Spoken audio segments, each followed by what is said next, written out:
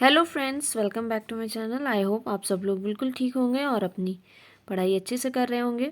जैसे कि आप लोगों की डेट शीट भी आ चुकी है, तो आप लोगों ने अपना सिलेबस कंप्लीट करना स्टार्ट कर दिया होगा जितना भी बाकी होगा, और रिवीजन भी स्टार्ट कर दिया होगा।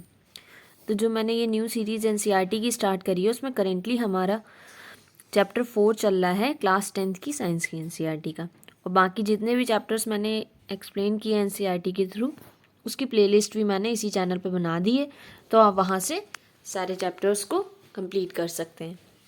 और अगर आप चैनल पे न्यू हैं और अभी तक आपने सब्सक्राइब भी नहीं किया है, तो इसे सब्सक्राइब ज़रूर कर दीजिएगा और नोटिफिकेशंस भी ऑन कर लीजिएगा, जिससे आपको सारी न्यू वीडियोज़ की अपडेट मिलती रहे। तो कार्बन एंड इट्स कंपाउंड्स में हम लोगों ने मैक्सिमम पोर्शन कवर कर लिया है। आई होप आपने सारी पुरानी वीडियोस देख ली होंगी, क्योंकि केमिस्ट्री ऐसा सब्जेक्ट है जिसमें आपको बहुत सारे डाउट्स होते हैं, और अगर आप चाहते हैं कि आपको कम से कम डाउट्स हों, तो कोई भी चैप्टर पढ़ रहे हैं तो आप उसे स्टार्टिंग से ज़रूर पढ़िएगा, क्योंकि सारे टॉपिक्स आपस में इंटरलिंक्ड होते हैं। तो अगर आप कोई भी टॉपिक मिस कर देंगे तो आप लोगों को फिर कन्फ्यूज़न हो जाएगा अगले टॉपिक में कि ये कैसे हुआ। तो अगर केमिस्ट्री आप पढ़ रहे हैं तो सारे टॉपिक्स को लाइन वाइज पढ़ते आइए। मैंने प्लेलिस्ट बना दी है, उसमें वीडियोस लाइन वाइज पढ़ती जा रही हैं, तो आप वहाँ से अपना पूरा चैप्टर कवर कर सकते हैं। तो इसमें हम लोगों ने मैक्सिमम पोर्शन कवर कर चुका है। कैसे कार्बन कोवेलेंट बॉन्ड बनाते हैं, कार्बन के एलोट्रोप्स क्या होते हैं, सारी उनकी कैटिनेशन प्रॉपर्टी कैसे शो करता है कार्बन, और कौन कौन से एलिमेंट्स कोवेलेंट बॉन्ड बनाता है। उसके बाद नॉमेनक्लेचर भी पढ़ा था हम लोगों ने। और इसमें मैं आईयूपीएसी नेमिंग की और भी एग्जांपल्स करा दूंगी, जिससे आपको डाउट्स ना हो जितने भी नेमिंग की क्वेश्चंस आते हैं आपके एग्ज़ाम्स में। ओके, तो अभी हम लोग करेंटली पढ़ रहे थे केमिकल प्रॉपर्टीज़, जिसमें कंबशन पढ़ ली थी। लास्ट वीडियो में हम लोगों ने ऑक्सीडेशन, एडिशन और ये सारी पढ़ ली थी। तो आज जो हमें पढ़नी है वो है सब्स्टिट्यूशन रिएक्शन। तो इसके नेम से ही पता चल रहा है, सब्स्टिट्यूशन का मतलब होता है कि कोई एक चीज़ आके दूसरी चीज़ को हटा रही है, सब्स्टिट्यूट कर रही है। ठीक है, तो इसको रीड करते हैं। Saturated hydrocarbons are fairly unreactive and are inert in the presence of most reagent। तो यहाँ पे बता रहे हैं जो सेचुरेटेड हाइड्रोकार्बन्स होते हैं वो ज़्यादा रिएक्टिव नहीं होते हैं। इनर्ट का मतलब होता है कि वो कोई रिएक्शन नहीं शो करते हैं, मतलब जैसे होते हैं वैसे ही रहते हैं। बट क्या होता है कभी कभी, however in the presence of sunlight, chlorine is added to hydrocarbon in a very fast reaction. Chlorine can replace the hydrogen atoms one by one, and it is called substitution reaction, because one type of atom or group of atom takes place of the another. A number of products are usually formed with the higher homologous of alkanes. अब आप ध्यान दीजिए, यहाँ पे क्या बताया गया है पूरे पैराग्राफ में एक्सप्लेन करती हूँ कि बट क्या होता है। जैसे अभी हम लोगों ने पढ़ा कि अनसेचुरेटेड हाइड्रोकार्बन्स जो हैं वो अनरिएक्टिव है नेचर में, बट कभी कभी सनलाइट की प्रेजेंस में क्या होता है, अगर उनको हम क्लोरीन के साथ रिएक्शन कराते हैं तो एक बहुत फास्ट रिएक्शन होती है। फास्ट रिएक्शन क्या होती है कि इसमें जो हाइड्रोजन लगा होता है कार्बन के साथ, वो एक एक करके हटता जाता है, और हाइड्रोजन की जगह पे कौन आता जाता है, क्लोरीन आता जाता है। तो यहाँ पे उसी को हम लोग कहते हैं सब्स्टिट्यूशन रिएक्शन। ठीक है, इसमें अब ये क्या होता है, देखिए जो आपको यहाँ पे रिएक्शन दे रखी हुई है इसको देखिए ध्यान से, कि यहाँ पे एक ही हम लोगों ने कार्बन का कंपाउंड लिया हुआ है मीथेन। एक कार्बन पे 4 हाइड्रोजन लगे हुए हैं, और हमने क्लोरीन की रिएक्शन कराई हुई है। यहाँ पे लिख दिया in the presence of sunlight, मतलब सनलाइट जहाँ पे प्रेजेंट होगी वहाँ पे ये रिएक्शन फिजिबल होगी। तो क्या होगा, यहाँ पे से एक हाइड्रोजन हटेगा तो यहाँ पे 3 हाइड्रोजन बचते हैं, उसके बाद एक Cl आके यहाँ पे जुड़ जाता है, और जो हाइड्रोजन यहाँ पे रिप्लेस हुआ है वो बचे हुए एक Cl के साथ यहाँ पे HCl का फॉर्मेशन कर देता है।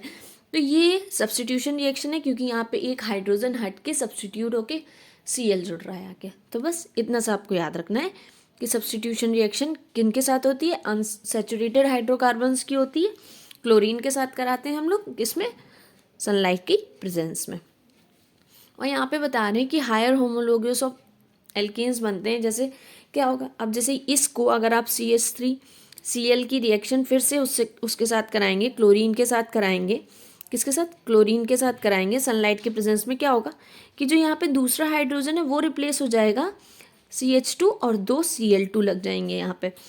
फिर से फर्दर इसकी रिएक्शन कराएंगे तो इसमें एक और जो हाइड्रोजन प्रेजेंट है वो भी हट जाएगा, CHCl3 बन जाएगा।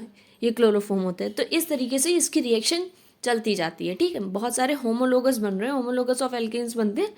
यहाँ पे देख रहे हैं कि एक हाइड्रोजन कम होता जा रहा है, और होमोलोगस में क्या होता था कि एक ग्रुप जो पर्टिकुलर होता था वो उसमें डिफरेंस होता था। अगर दो कंपाउंड को कंपेयर करते थे तो उनमें आपस में एक ही ग्रुप होता था जो सब में कम हो रहा होता था, ठीक है। अच्छा, अब यहाँ पे हम लोगों को जो नेक्स्ट क्वेश्चन दिया गया, why is the conversion of ethanol to ethanoic acid and oxidation reaction. भाई ऑक्सीडेशन रिएक्शन इसलिए है क्योंकि इसमें हम लोग क्या कर रहे हैं, इथेनॉल को ऑक्सीजन दे रहे हैं, किसकी प्रेजेंस में, ऑक्सीडाइजिंग एजेंट की प्रेजेंस में। तो ये ऑक्सीडेशन रिएक्शन हो गई, क्योंकि यहाँ पे क्या हो रहा है, ऑक्सीजन का एडिशन हो रहा है, इसलिए। फिर यहाँ पे बोल रहे हैं a mixture of oxygen and ethyne is burn for welding, can you tell why a mixture of ethyne and air is not used. तो ये वाला क्वेश्चन आप लोगों को एक बार ट्राई करना है, ठीक है।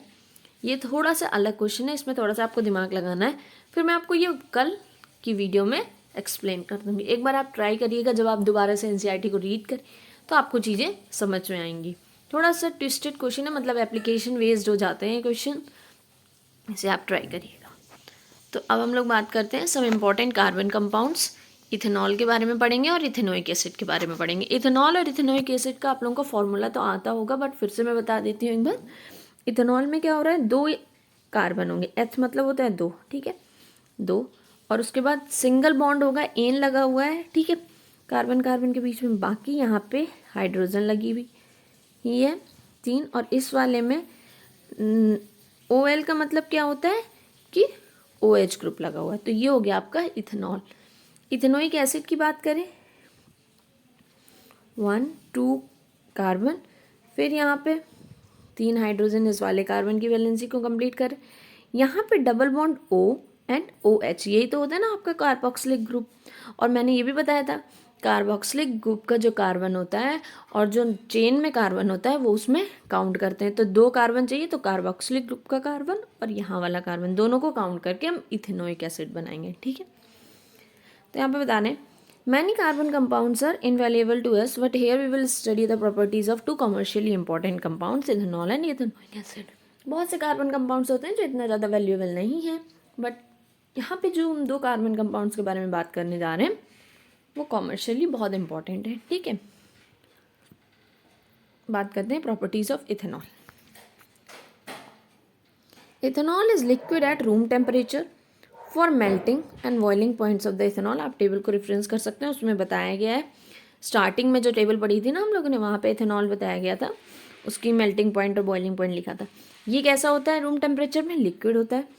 Ethanol is commonly called alcohol and is an active ingredient of all the alcoholic drinks. तो इथेनॉल को कॉमनली हम लोग क्या कहते हैं, एल्कोहल ही कहते हैं, ठीक है। और जितनी भी ड्रिंक्स होती हैं, एल्कोहलिक ड्रिंक्स होती हैं, जितनी भी जिसमें कहा जाता है इसमें अल्कोहल कंटेंट प्रेजेंट है, तो उसमें क्या प्रेजेंट होता है, इथेनॉल प्रेजेंट होता है, ठीक है। और उसके बाद ये और भी चीज़ों में यूज़ होता है इथेनॉल, देखिए सिर्फ ड्रिंक के लिए नहीं यूज़ होता है, देखिए। In addition, because it is a good solvent, it is also used in medicines such as tincture iodine, cough syrups and many tonics. तो ये कैसा अच्छा सॉल्वेंट है। सॉल्वेंट मतलब ये किसी में भी अच्छे से घुल जाता है, ठीक है, या फिर इसमें कोई चीज़ अच्छे से घोली जा सकती है। जैसे वाटर है, वाटर में किसी भी चीज़ को मिक्स किया जा सकता है ना, अच्छे से डिज़ोल्व किया जा सकता है। इस तरीके से इथेनॉल में भी किसी चीज़ को अच्छे से डिज़ोल्व किया जाता है, और इस कारण ये बहुत सी मेडिसिन में भी यूज़ होता है। जैसे टिंचर आयोडीन में यूज़ होता है, कफ सिरप्स में, जितने भी कफ सिरप्स आप लोग पीते हैं ना, उन सब में इथेनॉल प्रेजेंट होता है। तभी कहते हैं ना ज़्यादा कफ सिरप्स नहीं पीना चाहिए। ज़्यादा कफ सिरप्स पी लेते हैं तो फिर आपको नींद भी बहुत ज़्यादा आती है, क्योंकि इसमें इथेनॉल अल्कोहल कंटेंट होते हैं, जिसके कारण आपको डिजीनेस सा फील होता है और आपको बहुत ज़्यादा नींद आती है। Ethanol is also soluble in water in all the proportion. मतलब कोई भी प्रोपोर्शन ले लीजिए, ज़्यादा इथेनॉल कम, जैसे होता है ना डेफिनेट प्रोपोर्शन, आप लोगों ने पढ़ा होगा कि कितना वाटर, और जैसे वाटर में हाइड्रोजन और ऑक्सीजन का प्रोपोर्शन होता है 2:1। तो इस तरीके से इथेनॉल को आप कितने भी पानी में डिज़ोल्व कर दीजिए, वो डिज़ोल्व हो जाता है। Consumption of small quantities of dilute ethanol causes drunkenness. अगर आप डाइल्यूट इथेनॉल ले रहे हैं ना, फिर भी थोड़ा अमाउंट में, थोड़ी क्वांटिटी में भी, बट उससे आपको क्या हो जाता है, ड्रंकनेस फील होने लगती है, कि जैसे आपने ड्रिंक कर रखी हुई, ऐसी फीलिंग होने लग सकती है। Even though this practice is condemned, it is socially widespread practice. However, intake of even a small quantity of pure ethanol called absolute alcohol can be lethal, and also a long term consumption of alcohol leads to many health problem. आप लोगों ने बहुत बार case सुना होगा, हम लोग सुनते हैं कि अल्कोहल के कंजम्पशन से बहुत सारे लेबर्स की डेथ हो गई, कहीं कहीं फैक्ट्रीज़ में देखते हैं न्यूज़ निकल रही होती कि कुछ लेबर्स ने अल्कोहल कंज्यूम करी थी और उन सब की डेथ हो गई। तो ये वही होती है ना, यहाँ पे वही बात बता रहे हैं कि अगर आप थोड़ी क्वांटिटी में भी एब्सोल्यूट अल्कोहल ले लेते हैं ना, तो वो लीथल हो जाती है, उससे डेथ हो जाती है लोगों की। बट हम लोग जो भी अल्कोहल ड्रिंक करते हैं लोग, उसमें एथेनॉल में वाटर मिक्स करके या कोई भी अलग केमिकल मिक्स, मतलब कोई भी अलग इंग्रेडिएंट मिक्स करके पीते हैं। प्योर अल्कोहल बिल्कुल भी कंज्यूम नहीं करनी चाहिए। दूसरी चीज़, इसका कंजम्पशन अच्छा नहीं होता है, इससे बहुत सारी हेल्थ की प्रॉब्लम होती हैं। सोशली ये बिल्कुल एक तरीके से बैन भी है कहीं कहीं पे, बट ये फिर भी बहुत ज़्यादा फैला हुआ है कि आजकल जितनी भी हमारी सोसाइटी है उसमें इसको अल्कोहल का कंजम्पशन करना नॉर्मल समझा जाता है, बट इससे बहुत सारी हेल्थ प्रॉब्लम्स होती हैं। ठीक है, और प्योर अल्कोहल तो बिल्कुल भी नहीं लेनी चाहिए, क्योंकि वो कैसी होती है, लीथल होती है, मतलब उससे डेथ हो जाती है। अब रिएक्शंस पढ़ते हैं थोड़ी सी इथेनॉल की। अगर हम उसकी सोडियम के साथ रिएक्शन कराते हैं, सोडियम जानते हैं ना, Na। अब यहाँ पे 2 सोडियम के एटम लिए हुए हैं, 2 इथेनॉल के एटम लिए हुए, तो क्या होता है, इससे सोडियम इथॉक्साइड फॉर्मेशन होती है, साथ में हाइड्रोजन गैस रिलीज हो जाती है। यहाँ पे देखिए, alcohol reacts with sodium leading to the evolution of hydrogen with ethanol, the other product is sodium ethoxide. Can you recall which other substance produce hydrogen on reacting with metals. आप लोगों को याद होगा ना कौन से और सब्सटेंस, अभी शायद आप लोगों को मैंने मेटल्स वाला चैप्टर नहीं पढ़ा है तो अच्छे से मैं आपको नहीं बताऊंगी, बट आप लोगों ने पढ़ रखा होगा। तो यहाँ पे पहले इस बात पे ध्यान दीजिए कि इस रिएक्शन में क्या बताया गया है कि जो सोडियम है उसकी जब आप रिएक्शन कराते हैं इथेनॉल के साथ में, तो क्या फॉर्म होता है, सोडियम इथॉक्साइड। तो यहाँ पे जैसे दो आप लोगों ने मॉलिक्यूल्स ले रखे हुए हैं इथेनॉल्स के, तो इन दोनों से 2 हाइड्रोजन रिप्लेस हो जाएंगे, तो वो तो बना देंगे जाके हाइड्रोजन गैस, और यहाँ पे 2 सोडियम आके अटैच हो जाते हैं, इसलिए इसे कहते हैं हम सोडियम इथॉक्साइड। ठीक है, नेक्स्ट बात करते हैं reactions to give unsaturated hydrocarbons. Heating ethanol at 443 Kelvin with excess concentrated sulfuric acid result in dehydration of ethanol to give ethene। अब क्या होता है, इथेनॉल को आप जब हीट करते हैं तो फिर वो क्या फॉर्म कर देता है, अनसैचुरेटेड हाइड्रोकार्बन भी फॉर्म कर सकता है, क्योंकि एक इसमें यहाँ पे होता है ना, डिहाइड्रेटिंग एजेंट लेते हैं जिसे हम लोग कहते हैं H2SO4। कंसनट्रेटेड सल्फ्यूरिक एसिड एक तरीके का डिहाइड्रेटिंग एजेंट है। डिहाइड्रेटिंग का मतलब होता है वो किसी भी सब्सटेंस से या किसी भी कंपाउंड से वाटर को निकाल सकता है। आप लोगों ने सुना होगा ना, डिहाइड्रेशन हो गया मतलब पानी की कमी हो गई, तो यहाँ पे ये क्या है, कंसनट्रेटेड सल्फ्यूरिक एसिड एक डिहाइड्रेटिंग एजेंट है जो इथेनॉल से वाटर को रिमूव कर देता है और उसे अनसैचुरेटेड हाइड्रोकार्बन में कन्वर्ट कर देता है। अब देखिए आप लोग कहाँ से ये वाटर निकला होगा। ठीक है, देखते हैं कि यहाँ पे देखिए 3 हाइड्रोजन एटम्स यहाँ पे अटैच्ड हैं, यहाँ पे 2 हाइड्रोजन है और यहाँ पे एक सिंगल हाइड्रोजन है। तो वाटर के फॉर्मेशन में क्या हो रहा है, H2O का फॉर्मेशन हो रहा है, 2 हाइड्रोजन और 1 ऑक्सीजन चाहिए। तो ये जो हाइड्रोजन होती है यहाँ पे OH ग्रुप की, और ऑक्सीजन वो निकल जाती है एक, और एक यहाँ पे से निकल जाता है हाइड्रोजन। तो फिर क्या होता है, सिर्फ यहाँ पे CH 2 हाइड्रोजन इसके बचते हैं, डबल बॉन्ड फॉर्म करना पड़ेगा क्योंकि कार्बन को अपनी 4 वैलेंसी कंप्लीट करनी है, दूसरे कार्बन के पास भी 2 हाइड्रोजन बचे होते हैं। तो ये बन गया ना सैचुरेटेड हाइड्रोकार्बन से अनसैचुरेटेड हाइड्रोकार्बन, क्योंकि यहाँ पे सिंगल बॉन्ड था, कन्वर्ट हो गया डबल बॉन्ड में। ठीक है, तो यहाँ पे नेक्स्ट लाइन में लिखा भी हुआ है कि the concentrated sulphuric acid can be regarded as dehydrating agent which removes water from ethanol. Okay, तो यहाँ पे ये बोला गया है कि how do alcohol affects the life beings. तो इसको आप लोग रीड कर लीजिएगा, ये कैसे बता रहे हैं, बट एक बार चलिए मैं इसको रीड कर देती हूँ। When a large quantities of ethanols are consumed, it tends to slow metabolic process and to depress the central nervous system, and this result in lack of coordination, mental confusion, drowsiness, lowering of normal inhibition, and finally stupor, and the individual may feel relaxed without releasing that sense of judgment, sense of timing, and muscular coordination have been seriously impair. क्या होता है जब आप ethanol का consumption large quantity में करते हैं तो आपके जितने भी मेटाबॉलिक प्रोसेस होते हैं, मतलब जितने भी बॉडी में जो भी प्रोसेसेस चल रहे होते हैं आपको लिविंग रखने के लिए, जो भी मेटाबॉलिक प्रोसेस चल रहे होते हैं वो सारे कैसे हो जाते हैं, स्लो डाउन हो जाते हैं। आपका सेंट्रल नर्वस सिस्टम काम करना अच्छे से बंद हो जाता, मतलब अच्छे से काम नहीं करता है, डिप्रेस हो जाता है, मेंटल कन्फ्यूजन हो जाता है, कोऑर्डिनेशन नहीं हो पाता। इसीलिए तो जब भी कोई ड्रिंक करता है तो वो कैसे लड़खड़ाते हुए चलता है, आपको ड्राउजीनेस सी फील होने लगती है और आपको मतलब सेंस, कुछ भी जजमेंट लेने का सेंस नहीं हो पाता है, मतलब एक सीरियसली इम्पेयर्ड हो जाते हैं आप लोग। ठीक है, तो यहाँ पे भी बता रहे हैं unlike ethanol intake of methanol in very small quantity can cause death. Ethanol से ज़्यादा जो सीरियस होती है वो मेथनॉल होती है, और गलती से अगर आपने मेथनॉल को बहुत स्मॉल क्वांटिटी में भी ले लिया तो उससे डेथ हो जाती है। क्या होता है, जो methanol is oxidise to methanol in the liver and methanol reacts rapidly with the components of cell and it coagulates the protoplasm in which in much the same way an egg is coagulated by cooking and methanol also affect the optic nerve and causing blindness। क्या होता है, जो methanol जब आप consume कर लेते हैं गलती से तो वो बॉडी में जाके लीवर के साथ, लीवर में क्या होता है उसका ऑक्सीडेशन रिएक्शन हो जाता है। आप लोग पढ़ेंगे जब अल्कोहल को ऑक्सीडाइज करते हैं तो वो एल्डिहाइड में कन्वर्ट हो जाता है। तो यहाँ पे जो अल्कोहल है मतलब मेथनॉल है वो मेथनल में कन्वर्ट हो गया। मेथनल क्या होता है, एक एल्डिहाइड है एल, और जो मेथनल होता है वो हमारे सेल के अंदर जो प्रोटोप्लाज्म प्रेजेंट होता है, जो लिविंग कंपोनेंट होता है प्रोटोप्लाज्म, जैसे न्यूक्लियस और साइटोप्लाज्म को कंबाइन करके प्रोटोप्लाज्म कहते हैं, उसको कोगुलेट कर देता है।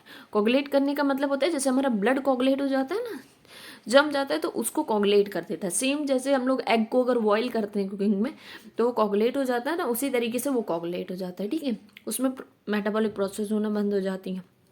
और दूसरा ये हमारी ऑप्टिक नर्व्स को भी, जो हमारी नर्व्स आइज तक जाती हैं उनको भी अफेक्ट करता है, जिसके कारण ब्लाइंडनेस हो जाती है। Ethanol is an important industrial solvent to prevent the misuse of ethanol produce for industrial use. It is made unfit for drinking by adding poisonous substance like methanol to it. Dyes are also added to color of alcohol blue so that it can be identified easily, and this is called denatured alcohol। क्या होता है कि methanol, ethanol को बहुत ज़्यादा मैंने बताया ना इंडस्ट्रियल यूज़ भी होता है, जैसे इतनी सारी मेडिसिन बनाने में यूज़ हो रहा है। ठीक है, जितने भी सिरप्स हैं उनमें यूज़ हो रहा है। तो इथेनॉल का कंजप्शन ना हो, जैसे इतना लीथल नहीं है इथेनॉल, अगर हम उसे डाइल्यूटेड फॉर्म में ले रहे हैं तो इसका कंजम्पशन कम करने के लिए इसे अनफिट बना दिया जाता है ड्रिंकिंग के लिए। वो कैसे किया जाता है, उसमें पॉइजनस सब्सटेंस मिथेनॉल मिला दिया जाता है। दूसरा, dyes are also added to colour the alcohol blue so that it can be identified easily.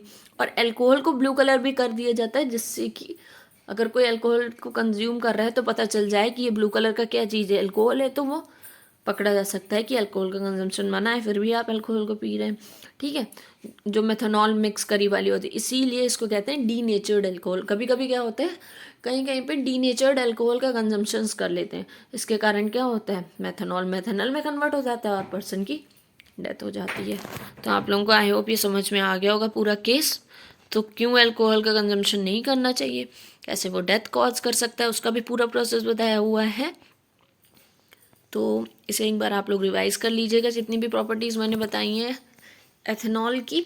2 properties हम लोगों ने पढ़ी हैं। पहली तो वो कैसे अनसेचुरेटेड हाइड्रोकार्बन का फॉर्मेशन करता है, दूसरा सोडियम इथेनॉल ऑक्साइड कैसे बनाता है। ठीक है, और नेक्स्ट क्लास में हम लोग इथेनोइक एसिड भी कवर कर लेंगे, और सोप एंड डिटर्जेंट का जो फॉर्मेशन है वो भी कंप्लीट हो जाएगा। नेक्स्ट क्लास में आपकी पूरी चैप्टर कंप्लीट हो जाएगा, और जो नेक्स्ट वीडियो आएगी उसमें हम लोग क्या करेंगे, इसका जो समरी दिया गया है वो रिवाइज कर लेंगे, और ज़रा सा जो भी एक्सरसाइज बोली गई है उसको कंप्लीट कर लेंगे।